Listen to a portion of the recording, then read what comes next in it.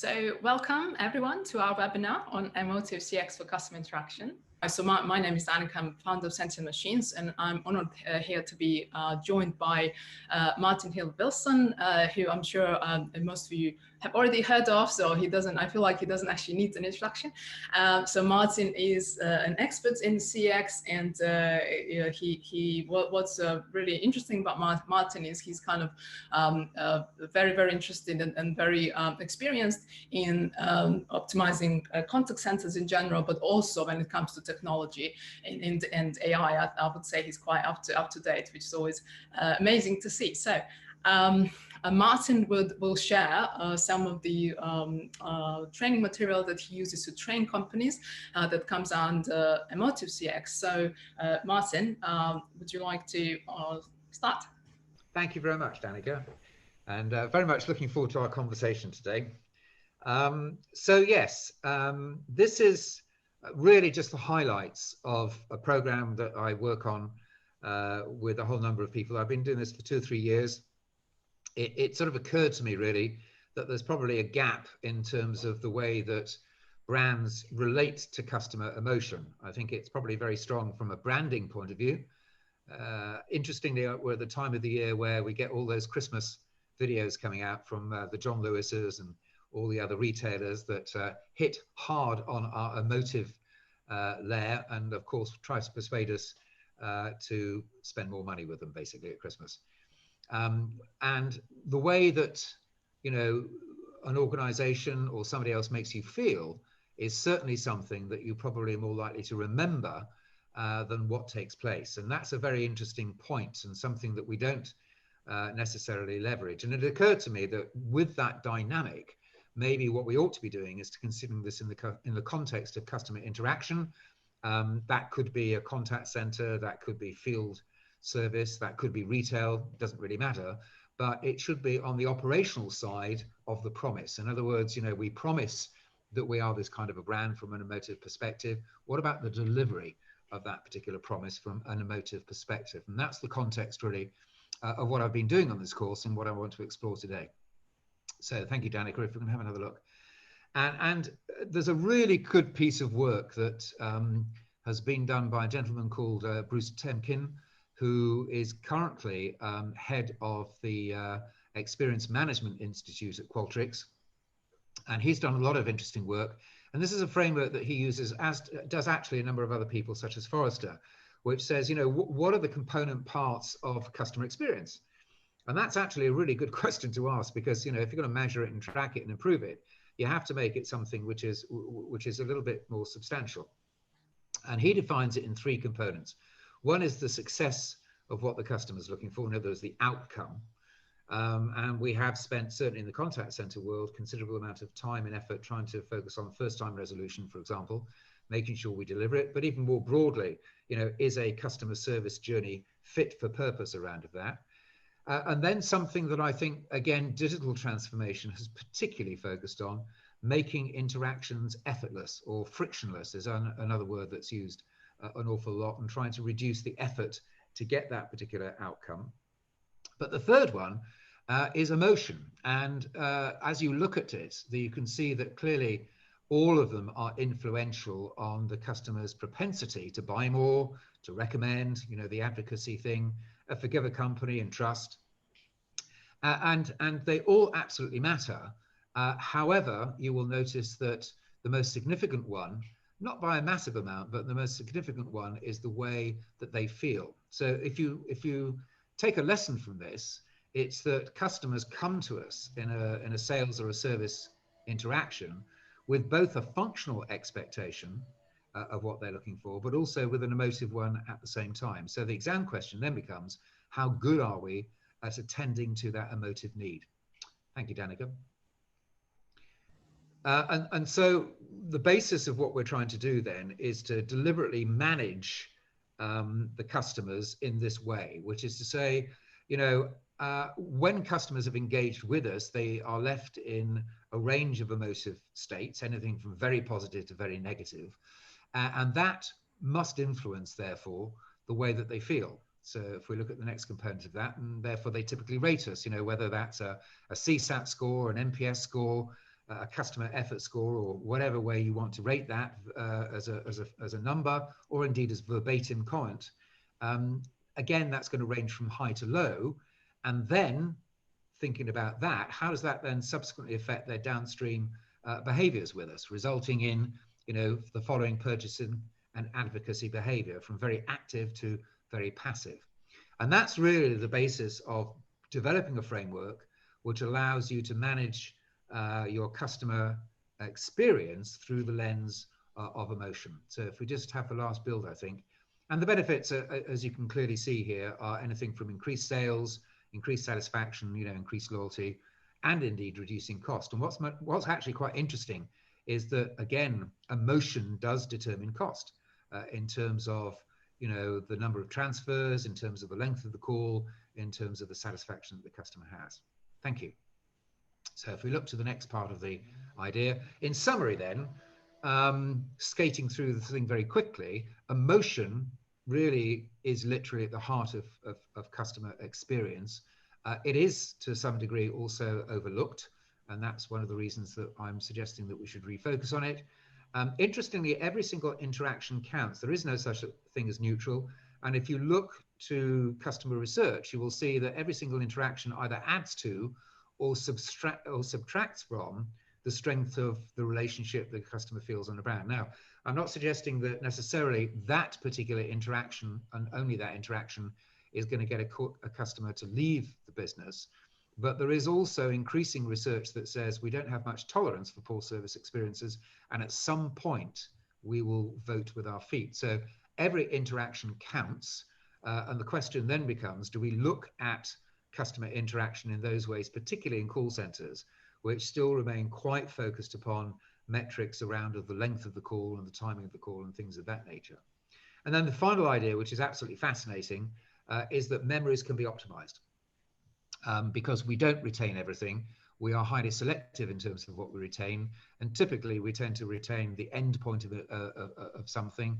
In the context of a call into a call center, it will be the last outcome that we typically remember most, and anything which is an outlier, very positive or very negative, and those tend to be things that are then committed to memory. So in that sense, we can influence and optimize how a customer walks away. And it doesn't take much science to know that, by the way, if I have positive memories, I'm more inclined to be loyal. If I have negative memories, those are things that chip away at the relationship and eventually get in the way. So thank you. So that lends itself to, therefore, a management process, which again we go through initially just to get a POC up and running, and then having proven the value of doing that, then to embed it in a more deliberate way. So we start off, if you follow the numbers here, just by choosing journeys that are appropriate for this kind of way of doing it. Some people choose complaints. That's pretty obviously a high emotive and highly complicated kind of a journey for most people. And then we look within that journey and map it out at the memory-making moments. And again, research shows that typically most customers will have a couple of dominant emotions per journey, like making a claim or buying something new, or the distinct things that flow through the contact center. And once we've identified that, we need to verify that that is actually the case through customer feedback. And indeed, that's one of the reasons that, over the last couple of months, myself and Danica have been talking a lot about the role that interaction analytics can play here, and particularly when it's been pumped really with AI and the capability to spot both sentiment and emotion. What are we now capable of noticing, first in terms of those memory-making moments? And then we pick these transformational pathways. So, I might come in as an initial emotion of feeling disappointed, anxious, frustrated, probably angry, more than anything else, because we don't tend to engage with brands at a service context because it's a celebration of things working. It tends to be because things haven't worked. And therefore the mood, more often than not, and the emotion associated with that is a negative one. But what can we do to take people to a better place where they feel reassured, they feel optimistic, they feel listened to, an appropriately positive transformation of that negative emotion. And so we plot it like that in service design terms, and then we upskill the teams rather like a script that we learn to recognize what's taking place within a particular journey. And then those people are trying to do the business of converting people from a negative to both a positive outcome, as much as attend to the functional need that the customer initially comes to the party with. And then, of course, we can learn and we can track the impact that that has had. So is it the case that if, for example, the customer, we manage to deliver both the functional and the emotive needs, are they going to reward us with a higher than average score, against a baseline of an NPS score? Can we actually raise that? And later, by the way, if we can raise that, looking to the point number 10, will that then translate back into positives for us, such as, longer lifetime value, additional purchases, advocacy, and all those kinds of things?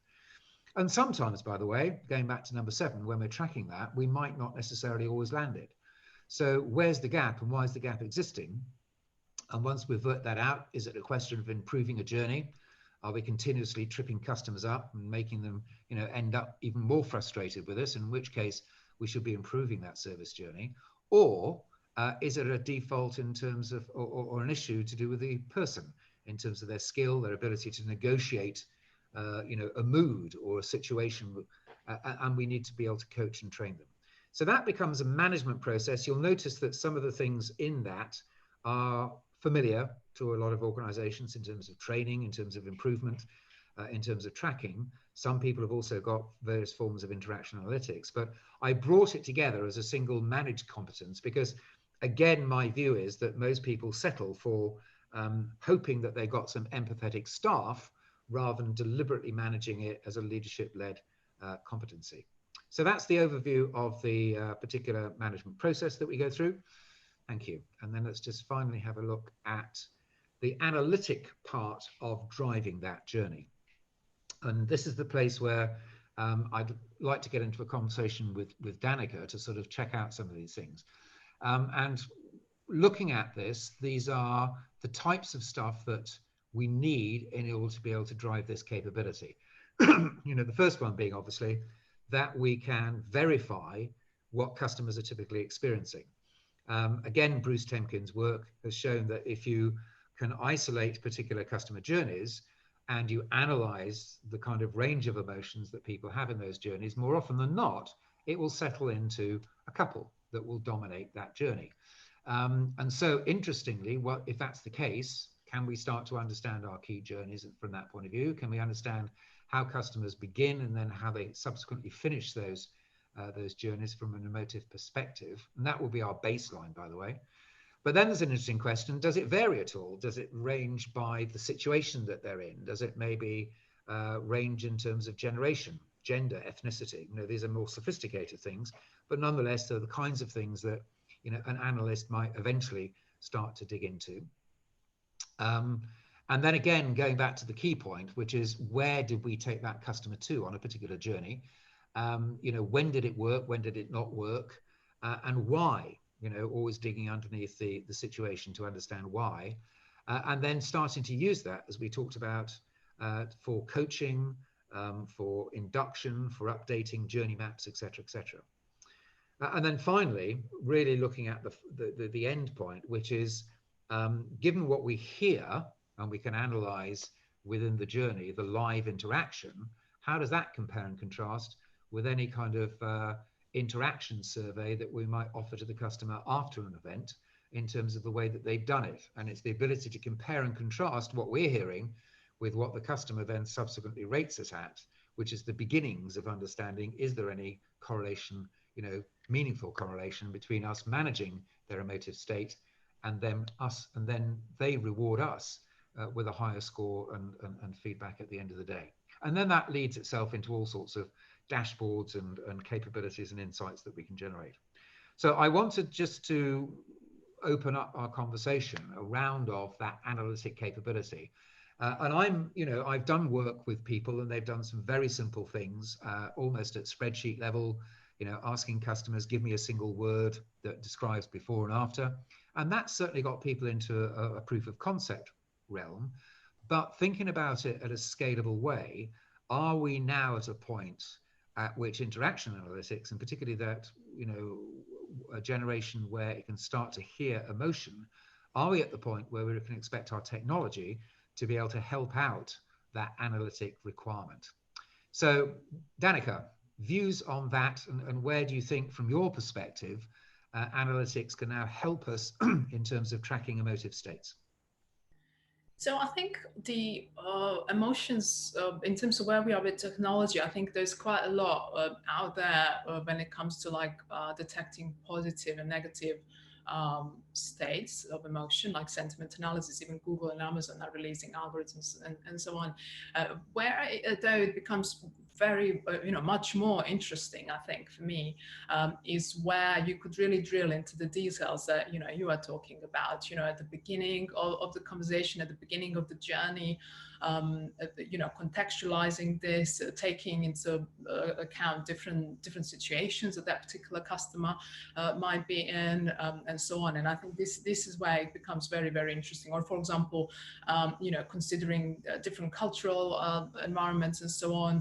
So we work, for example, with Australia, and we found at the beginning, like the Sentient machines, we go very, very granular, like not just positive, negative, but empathy, apathy, and so on. But we could go into like confusion, irritation, all these more granular states. But what was very interesting is because we started with kind of British assumption, where generally the language is by default, it just sounds much more empathetic because of the words that are used and because of the way British people communicate. That doesn't mean that Australians can't be empathetic. It just means that they do it slightly different way. The communication is much more direct. And these are the things, I think, where technology, I think, struggles at the beginning until it kind of catches up with the data set. And I think, to your point around, even there is the variations based on generation, based on ethnicity, and so on. Like in AI, we talk a lot about a bias that comes from the data you use to train your algorithms. So therefore, if you train your data just on say one gender, therefore your algorithms might be just kind of speaking to that particular gender, their opinion and what they think and so on. And an interesting point there might be, like, I remember when we first started, we noticed, like, when we were setting up the training for sentiment, we noticed that thresholds, so people who were actually deciding, like training our algorithms for frustration, for example, they had different thresholds when it comes to, and again, I'm generalizing here, but for example, male versus female, there was a different threshold to what is anger and what is frustration. And over the years, we've spent a lot of time kind of defining what these things are. So And yeah. that's really, really interesting, because that also validates some of the most recent research done by Lisa Feldman Barrett, who is a professor in psychology and does a lot of work on neuroscience. And she produced a really fantastic couple of books, actually, one just literally coming out right now. But the first one was called The Secret Life of the Brain, How Emotions Are Made. And it came out of a lifetime's work, which was trying to understand and replicate some of the existing assumptions and some of the existing research on the way that we express emotion. And the dominant view to date had been that emotion is very much like a fingerprint and located in particular parts of the brain. And the expression of it is really very standardized, to the extent that you can therefore, if you did facial recognition to indicate emotion, you could take the 142 muscles I think we have in our face, work out all those combinations and retrofit them into saying that is anger, that is sadness, and whatever. And her frustration was, when she actually did that work, that was not the case. There was considerable individuality of expression. And her language, which I think is Darwin's actually, is population thinking, which is that you have things like a population called anger, but within that you have absolute uniqueness. There is no such thing as an average giraffe, for example. And we know that with humans, there is no such thing as an average human. We're all quite unique, and the way that you and I would express anger might be quite individual in expression. And the point you made, although generalized, it's nonetheless absolutely on the money. There is bound to be distinction culturally, gender-wise, possibly generational as well. Not so much that you and I can't recognize the emotion, but enough to say it's unique and individual in expression. Yes, yeah, no, absolutely. I think it's very interesting. Like, even I remember demonstrating. We work with one of the universities. Well, we work with a few actually, but we're a conversational analyst here in the UK, and this professor, who is like a famous kind of conversational analyst, she was like commenting on one of our empathies algorithms, saying that's not, that particular thing is not empathy, that's sympathy. And I was like, oh, okay.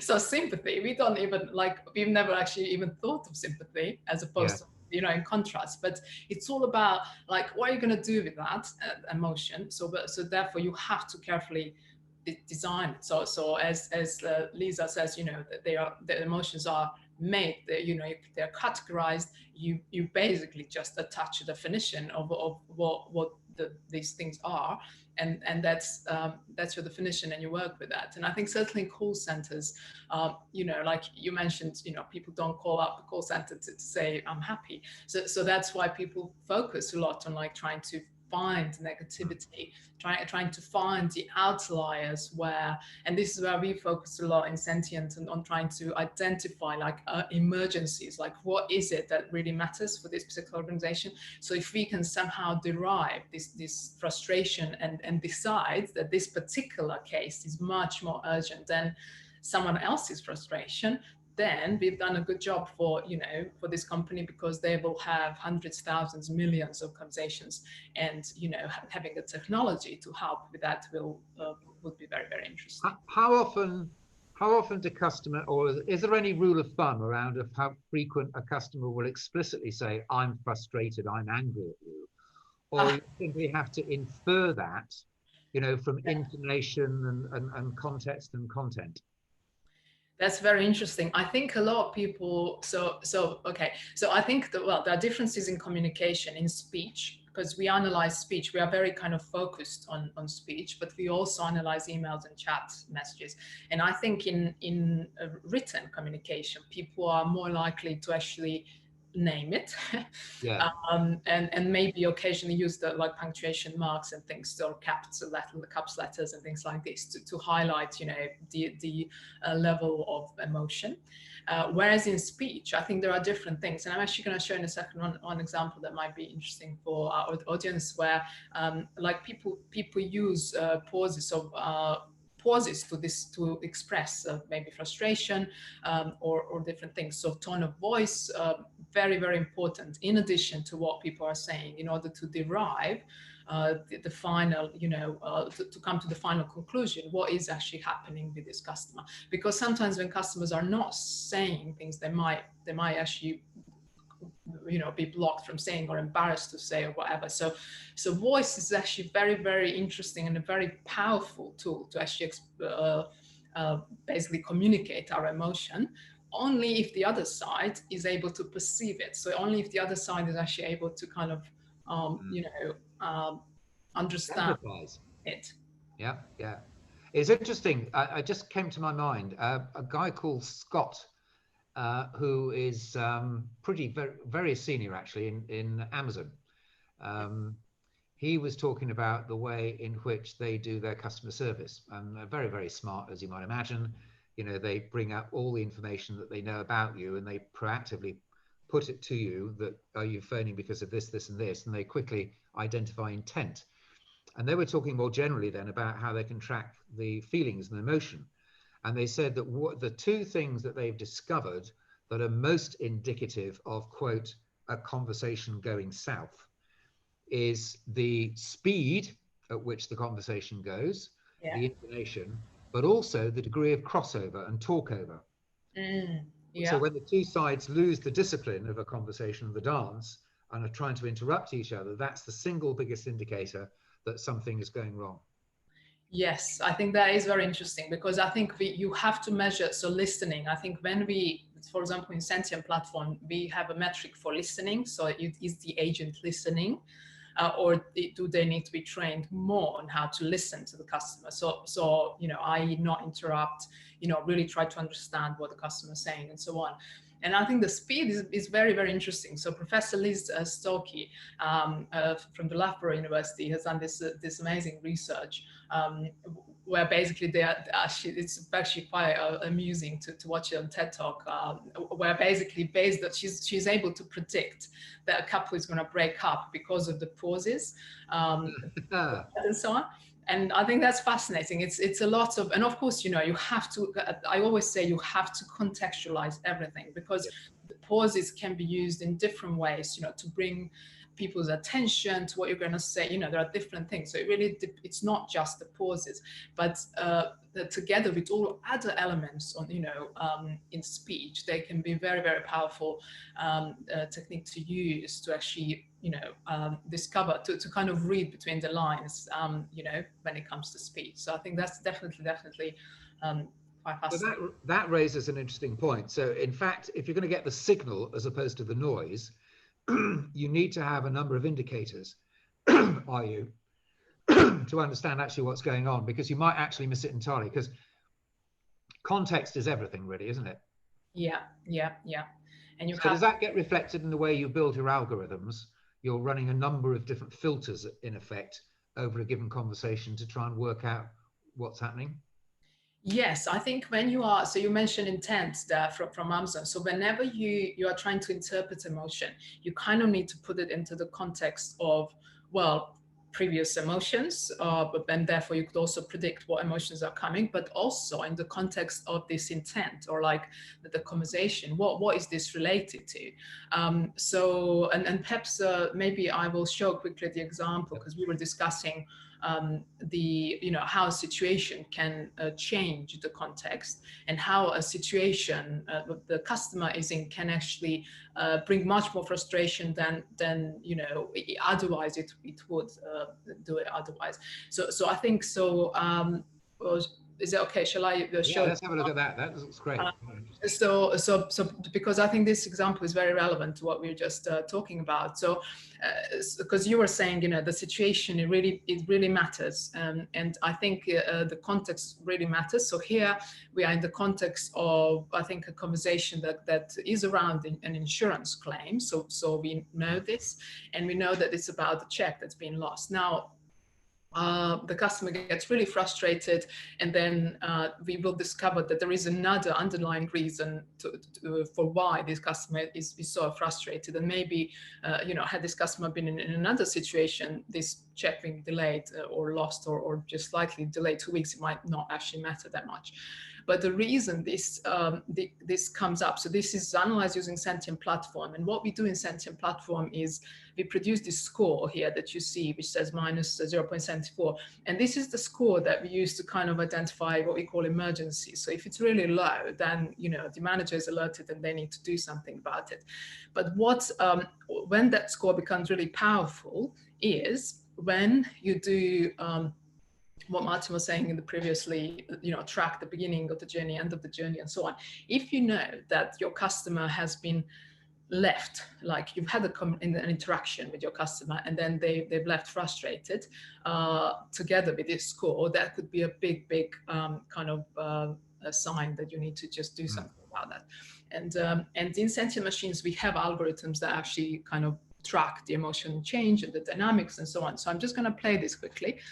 And hopefully it will be interesting, and you can try and find the clue of why the customer was so frustrated. But let's have a look. So this is a Sentient platform. We're just selecting bad to bad, which basically in the terminology of Sentient means it started badly, but it just didn't finish better. It kind of was as bad.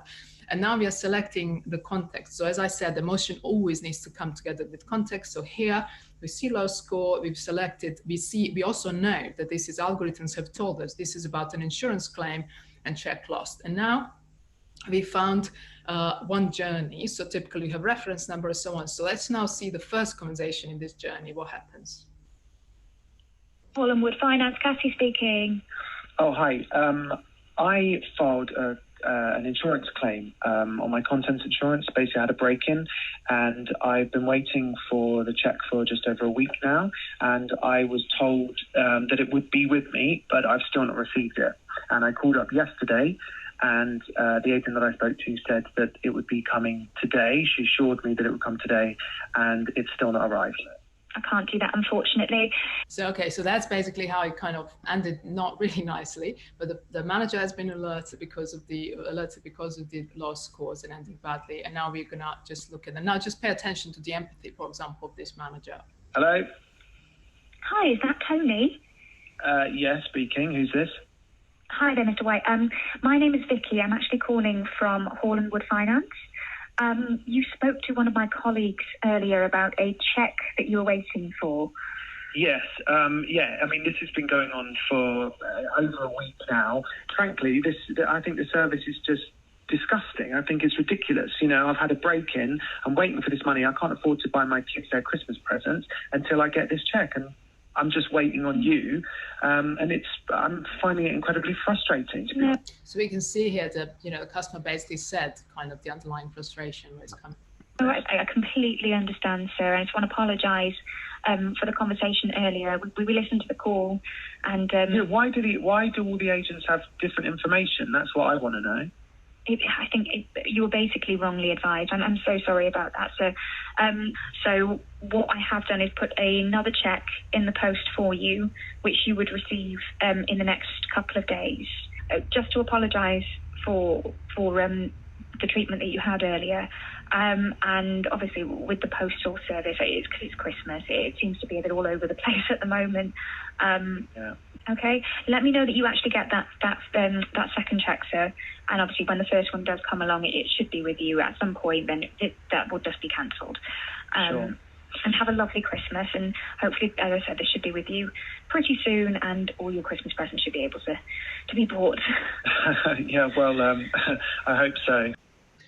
So hopefully here, like it was clear, like that the empathy and the low tone of voice from the second agent, the manager, was so it was.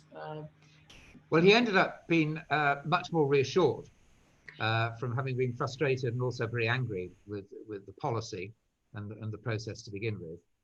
He felt more confident. Interestingly, actually, nothing materially improved in terms of the SLA. He was. Absolutely not. It's the same. It's basically what he wanted. Outcome. Yeah, what he wanted in the first place from the first agent is exactly this. Could you resend it to me? Yeah. But the first agent maybe didn't have the power, maybe didn't have the perception to see to feel this frustration.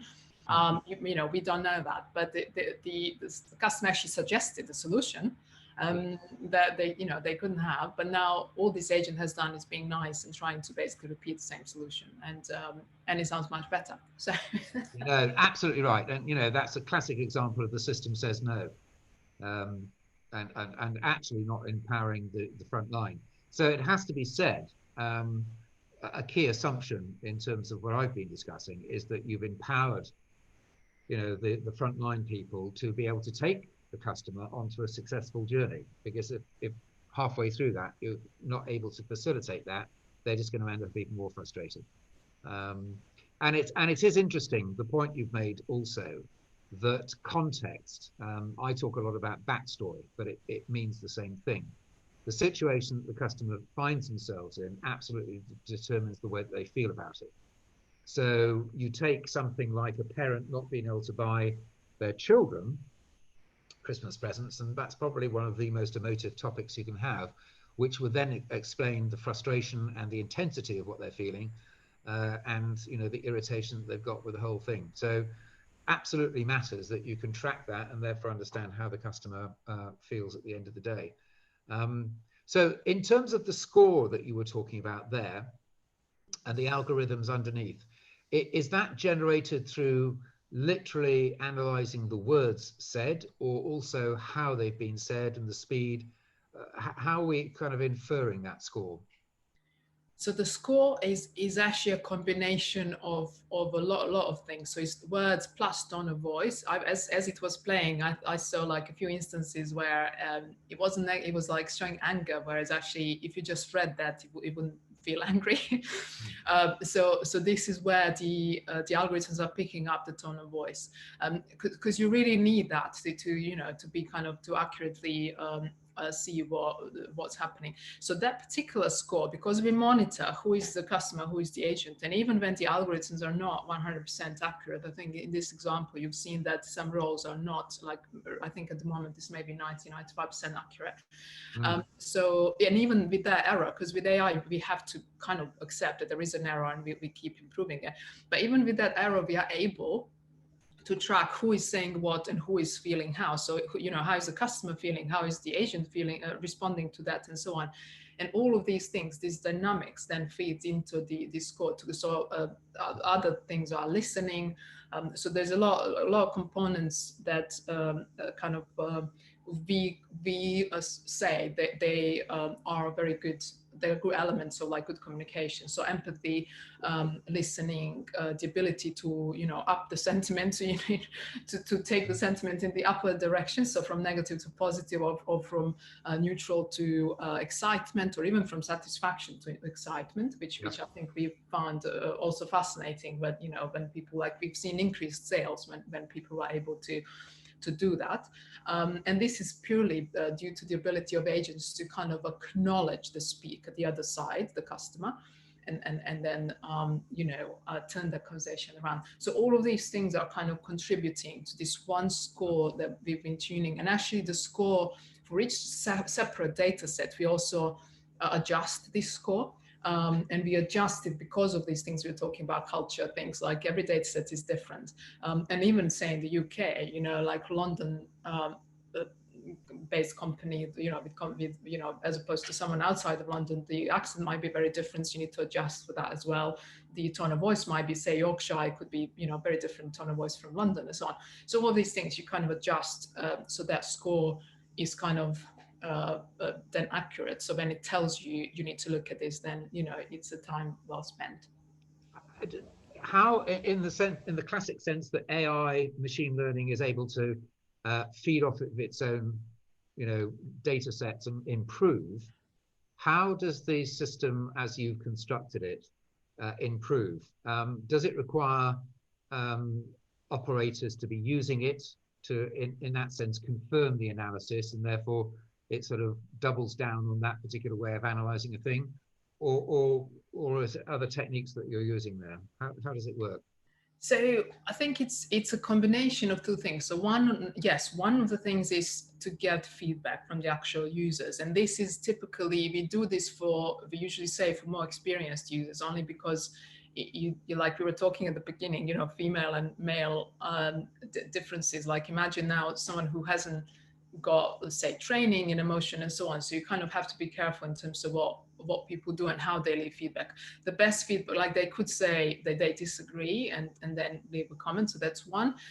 For some other elements, like topics and things and just insights, is this really urgent or not? They could just leave a comment. So, and then this leaves a comment as, you know, yes or no, like useful or not.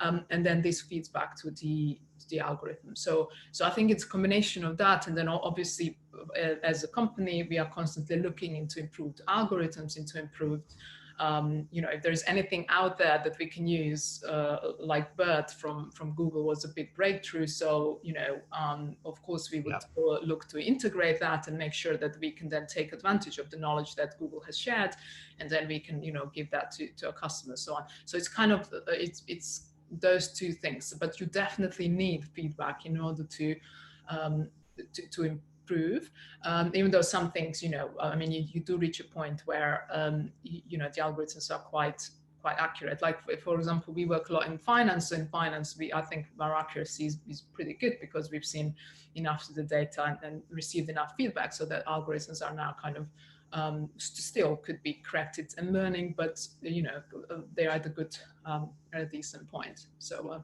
Okay, so would it be possible then, coming back to one of the things that I'm trying to achieve, is to take a particular customer journey and analyze, you know, what emotions are most typically present, and then basically analyze them to see which are the most dominant. Whether or not it's evenly split, or it does actually emerge that there's a couple that are most typical given that particular situation. Are you able to do that through the sort of the MI and you know, maybe do a sweep on a couple of thousand conversations which are all to do with, I don't know, making a claim or something like that? Yeah, absolutely. So basically, when it goes, so when the calls come or conversations, I talk about calls most of the time because we started first with calls, but now we have more stuff. So yeah, anything goes through the platform, gets all scored, and even I say, oh, we need to adjust it to a particular data set for a small sample just to see and get an idea. I think we could just use like our default settings, and then you could get as the output you will be able to see like generally positive, negative, neutral. You could also count other more granular emotions if you're interested in that, like confusion, or like we're just about to release the module on vulnerability, because that has become so important with COVID. So how many customers have I found that are vulnerable based on what is it that they are saying. And vulnerability is an interesting one, because you could actually, of course, even here, context like transaction, things like this could help. But even from what they are saying, you could detect the next action, like what is it that they're going to actually do. So yeah. So that's interesting, actually. Vulnerability. I would imagine that's typically going to be centered on what, a combination of sadness and fear.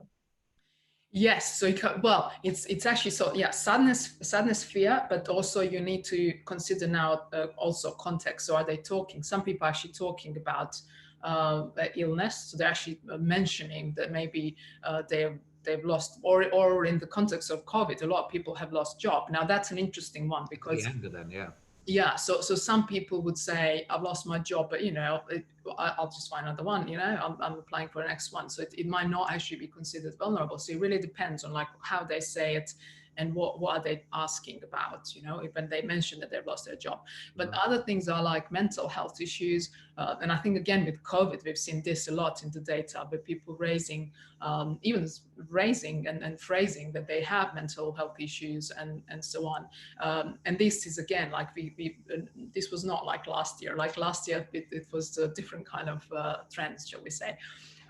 So definitely there's more. So it's like emotion combined with some other things that could happen that you could pick up related to illness, death, just general health situation, and sadness and fear then just top that up, because they just kind of confirm, okay, yes, it's because of this. That's interesting. So some of the secondary things, which I would consider more advanced, probably come out of being able to plug into richer data sources for customers, such as CRM, where you might have a basic profile in terms of maybe their purchase history, their gender. Can you infer gender, by the way, just from listening, the algorithms, or do you need to have that explicitly defined? Yeah, at the moment we are not doing this. We've had like an inquiry about, I think this was some radio podcasts where they wanted to look into how much women speak in radio and so on, as opposed to men. We haven't done this. This is certainly something that can be done, like if there is like enough interest and so on. Technically speaking, it is one of those things that is not 100% solved. Like it is actually challenging still. To even with such a difference in tone of voice, it is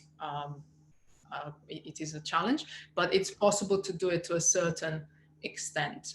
And I think in the next couple of years, I think it will be like just like speech to text has evolved. It will be something that is like very highly accurate. I heard a great story from Nuance about one of their customers. I think it was Telefonica, actually, in Spain. And yes, it was. And they were using their biometric voice prints to be able to derive people aged 60 and over and prioritize them for phone-based help, as opposed to expecting them to go to the shops from a health point of view. So that was an interesting way of actually adapting the voice print. So clearly, we're beginning to get some interesting things. But I guess the more traditional thing would be to plug in CRM, the basic, profile of the people, etc. Are you able on the platform in that way then to ingest, I suppose, third-party data and therefore enrich the analysis, or would you typically be exporting what you're generating into another analytic tool? So we can import, we basically plug in to the customer's platform. So maybe Salesforce or like whatever telephony system they use. And then you can, so option one is that all the insights are shown on our dashboard, but the data can come from multiple sources. So for example, it could come from Salesforce, like Nutsbox is a telephony platform, but it uses Salesforce. So you get both the data in one view. Another option is that we also have an API. So if you already have a dashboard that that does many things, and you want some of our insights integrated, then we could give access to people using an API. So in that sense, you don't have to kind of use our UI.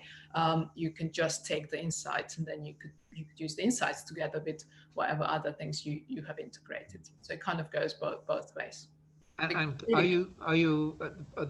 you generating dashboards, which work for advisor, team leader, sort of site manager level? Because it would be interesting, I guess, if I was a team leader, to compare and contrast how successful my team was, assuming we were all working on the same kind of journeys, and just see, again, through the lens of emotion, where customers were typically ending up with certain advisors versus other advisors. It's never going to be exactly so, but it would be interesting to see if there's any trends, and having a dashboard in that way, I'm sure, would start to highlight that. Yes, I mean, it's interesting you say that, because that is one of the things. It's kind of shown as filters here to the left. So so you could filter by team leader, you could filter by, like here we have department, by many things. So you could add there as much data as you want.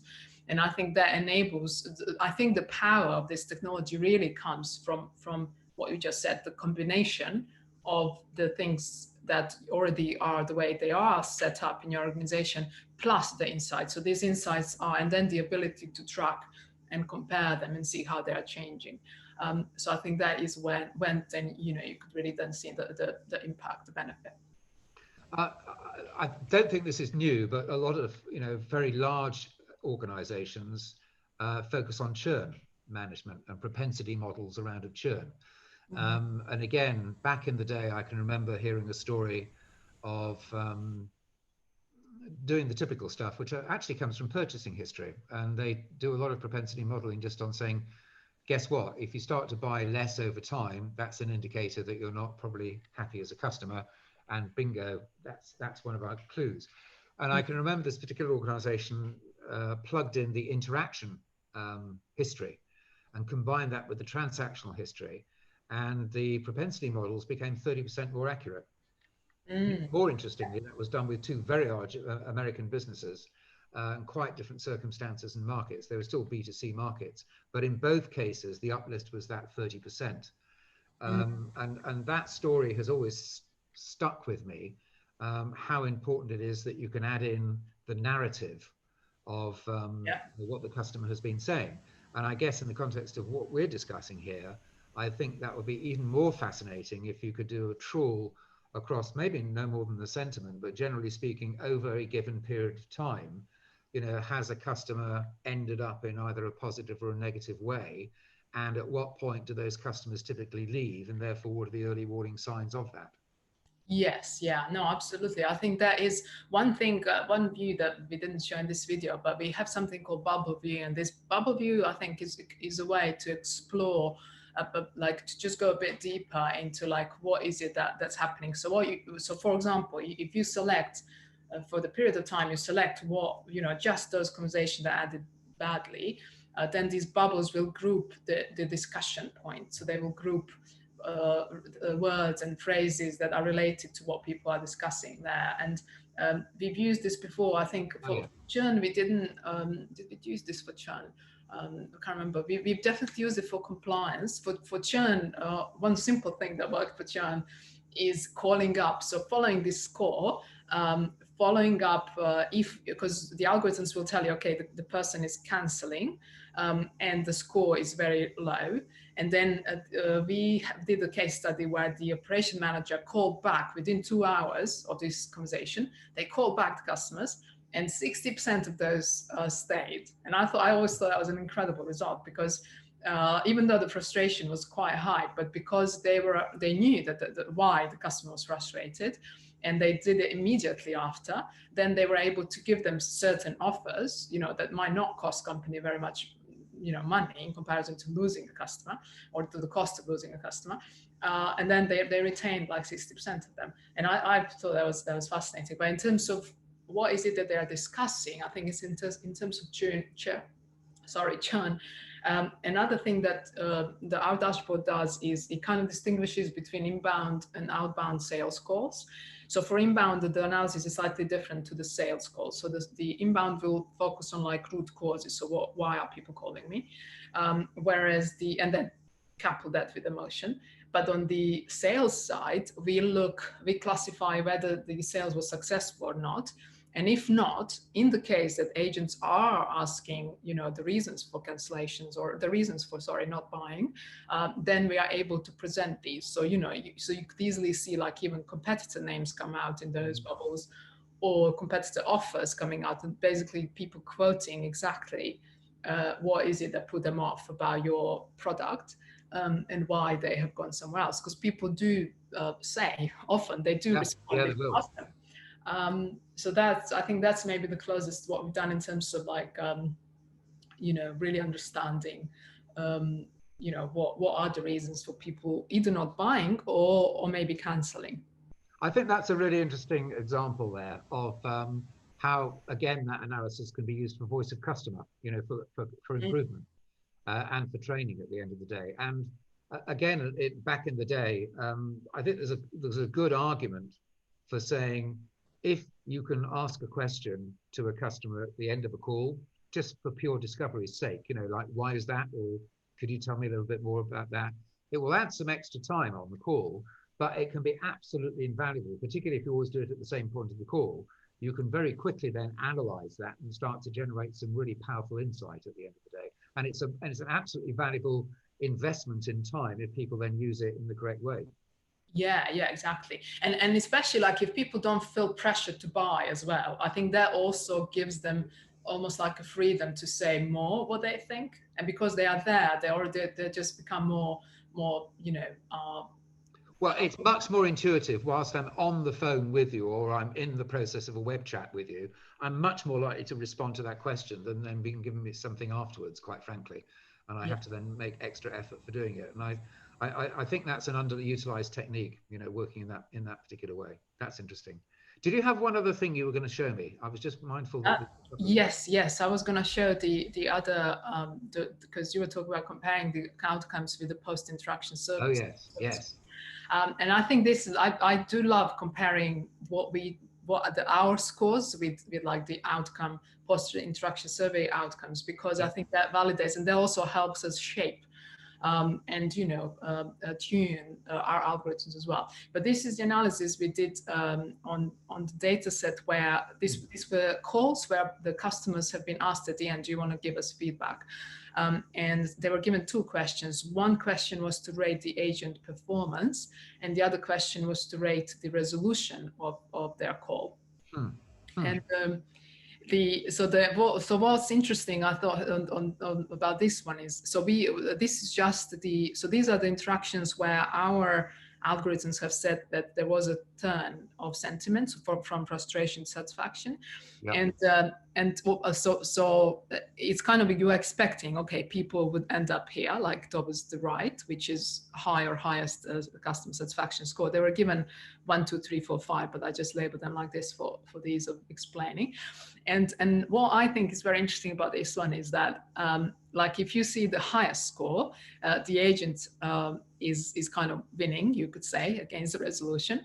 But then in the high score, it's kind of the other way around. And I wonder whether people are, even though you've changed, you managed to solve their problem, they're now happy, but they are still like a little bit of that kind of frustration or anger left. So therefore the resolution is kind of suffering. So it's not really the best, but it's okay. Whereas with the agent's performance, they think, okay, that they've really done a great job, so let's give them the highest score. It's remarkable. The difference between high and highest is very marked there, isn't it? Yes, yeah. So, and I think, I always say, you can't, even if you train your agents to be like the best communicators, you can't do much unless you fix whatever your customers are asking you to fix. So, but still, I think here for this case, because whenever we see this turn of sentiment, I think typically the customers end up, with the solution, with the closed case, and so on. And the other one, which again, perhaps not surprisingly, but this one is I mentioned earlier, so satisfaction becomes excitement. So this is where. And when we say satisfaction, it could also be kind of neutral, satisfied state that then just becomes much more exciting. Maybe there's the speaking fast and they engage into some more interesting conversation and so on.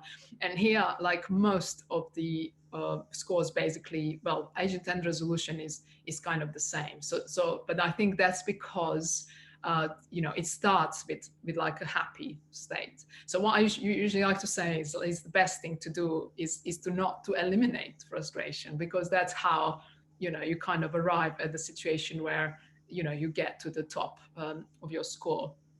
Well, certainly, if there's an opportunity to be helpful and successful in helping customers, that's always going to produce a much more retained memory, and a positive retained memory than not. Yeah, that's really interesting. Yes. So you said at the beginning, it's how you make them feel. So I think that really resonates. That really shows, like especially in this first diagram, I think that definitely shows.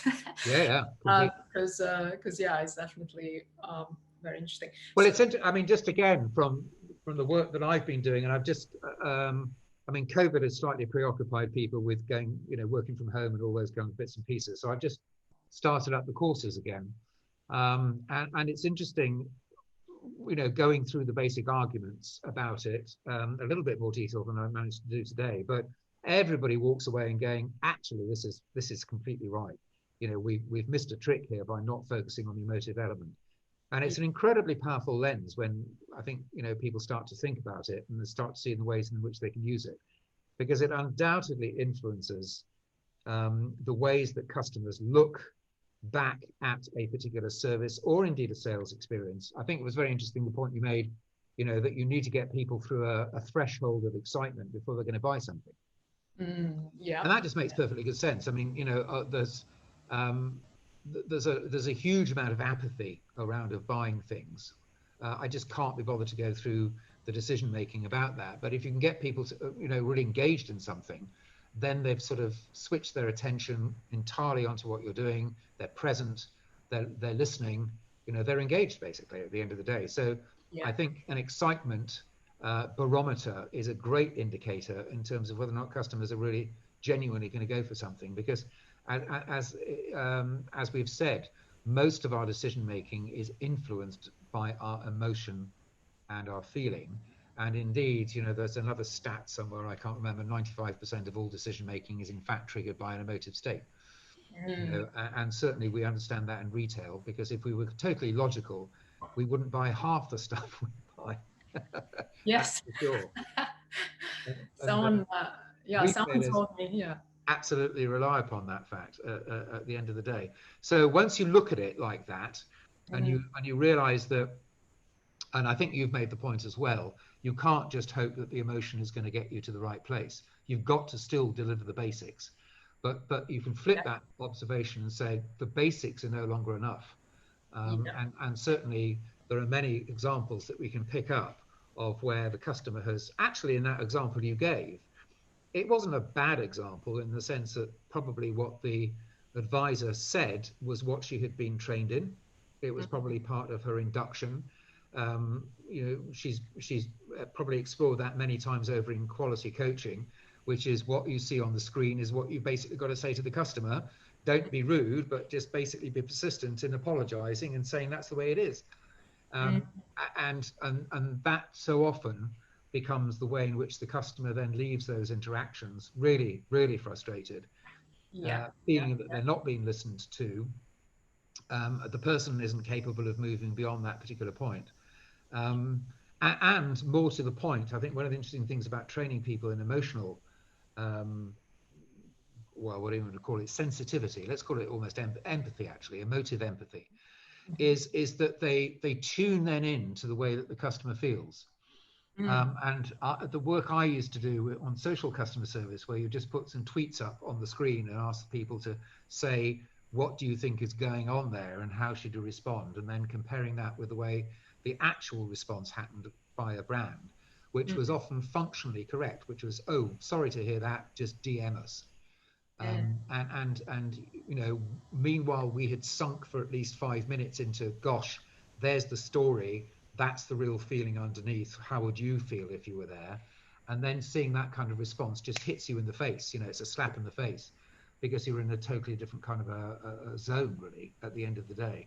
And I think that call centers that don't take that on board and don't go really how the customer feels is a big clue in terms of how we need to respond and the success with which we will be successful with the customer.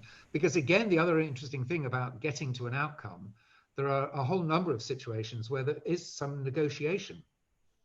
Life is not perfect, as was the case you demonstrated, which is actually the customer didn't, I don't know if they got a better situation or not, but it was still going to be in 3 days' time. I still don't know whether or not that really fitted his Christmas gift buying schedule or not, but he felt different at the end of that call. And that was the key thing that he would then take away. If somebody said, so how, you know, how did you get the check? And he would probably eventually said, yeah, it came through, it was fine. And, you know, they actually phoned me back and offered me this, and I was happy and good on them. I'll probably use them again. Versus having a much more of a bitter situation of against a very important thing in his life, being frustrated, not able to do it. So I think managing and recognizing how customers feel really, really is significant. And it probably, from my perspective anyway, should become a leadership and a management discipline, because you can't, I don't think, afford just to hope that you've got an emotive person on the phone, which you didn't in that instance, and that somebody will pick it up and that they will run with it. Because every single one of those instances, I would have thought, from that individual customer's point of view, that probably was the last time they'd ever used that brand. That would be one example where that's it, finished. And by the way, how often would they then relate that party piece, hurt museum, to somebody else and influence their views of whether or not to use that company or not? So, you know, it's hugely significant when you start to look at it in those terms. And Danica, thank you very much, by the way, for giving me the opportunity to have a conversation with you. As usual, it has been fascinating. Thank you, Martin. It's been amazing. It's been a bit. I've been again like lost in the conversation. I forgot that we actually have people listening, but hopefully it was actually interesting for everyone. So, so yeah, thanks everyone. Thanks Martin. Thanks Gary. And yeah, we'll see you in a few weeks. Hopefully. Take care. Thank you. Thank you. Bye bye.